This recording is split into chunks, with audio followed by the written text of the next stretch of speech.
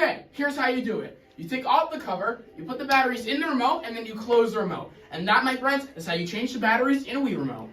And cut. Nice, David. Great job, Austin.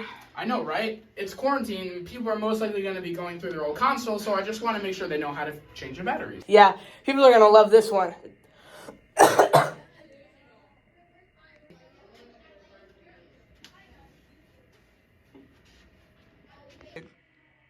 Quarantine!